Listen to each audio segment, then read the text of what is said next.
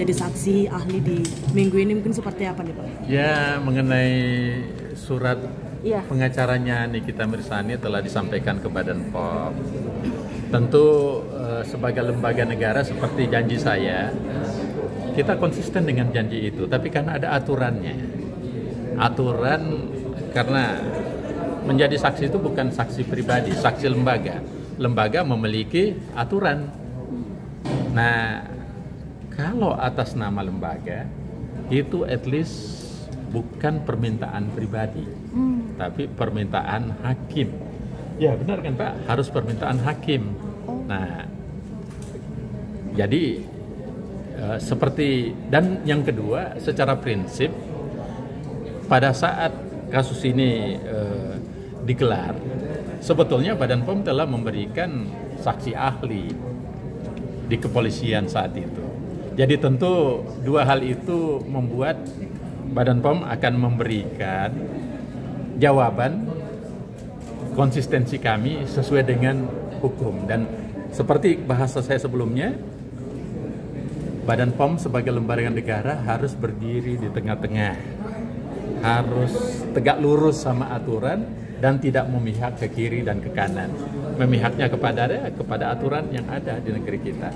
Jadi itu jawaban kami ya tentang pertanyaan tentang Mbak Nikita yang menanyakan tentang itu. Jadi saya kira itu sudah dijawab karena ini dia minta secara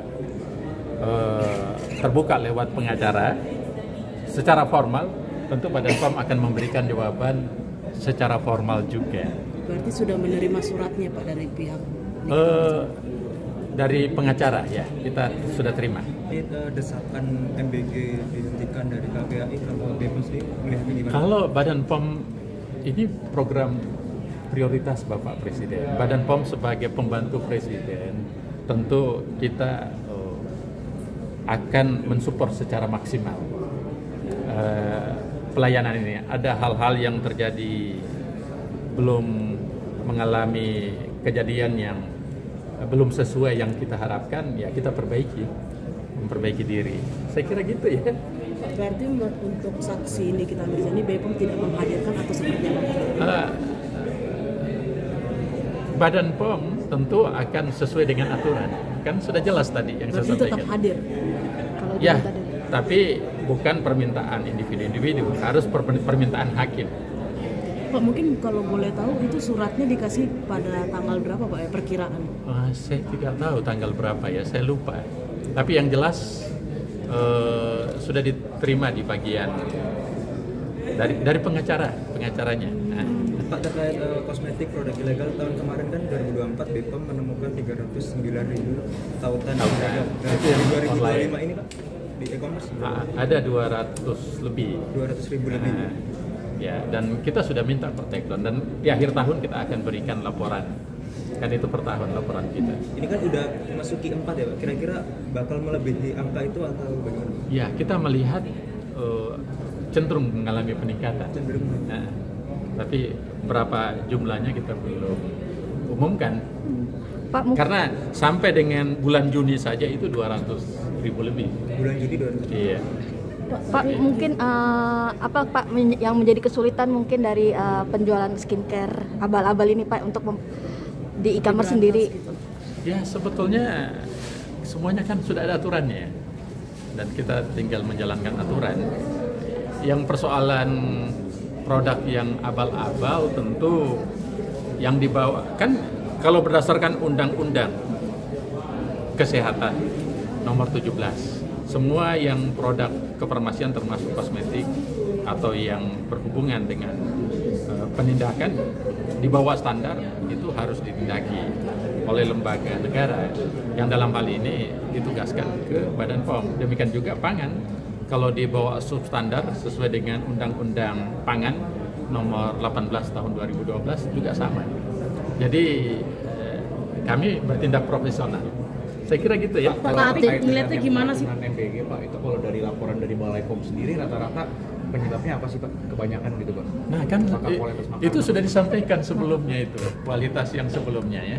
Nah, tentu kita akan bekerja keras. Terima kasih ya. Pak terkait terakhir Pak datanya melihatnya gimana sih Pak ini sampai Apanya? perkara permasalahan skincare, kosmetik sampai ada sidang persidangan seperti Terima ini. kasih gitu, ya. Terima kasih Pak Idrar. Pak, soal keracunan Apalagi? masal MBG itu kan memang MBG. kalau dari Bang Gay kan memang sudah ngomong nih BGN, tapi memang belum menyatakan apa sih penyebab keracunannya. Nah, mungkin kalau dari BPOM sendiri apakah udah ada hasilnya Pak?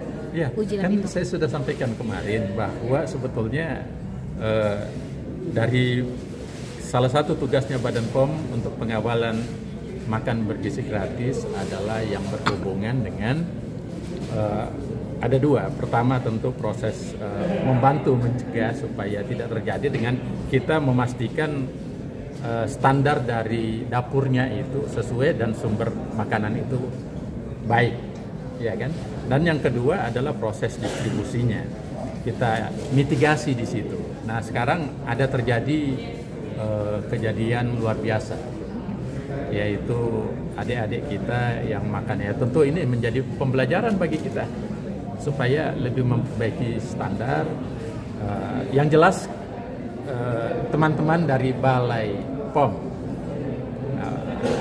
kita kan yang pusat ya, ada di daerah itu Balai POM dan ada Loka POM. Unit pelaksana teknis kami sudah berkoordinasi dengan Badan Gizi untuk mencari tahu proses apa yang terjadi, kenapa terjadi. Berarti emang hasilnya belum diketahui ya Pak? Soalnya kan kemarin Ya, katanya 3 hari. Iya. Belum sampai laporannya ke kami. Karena itu kan teman-teman di daerah yang jalankan sesuai dengan lokus areanya. Lokus areanya bukan di Jakarta, jadi Pak berarti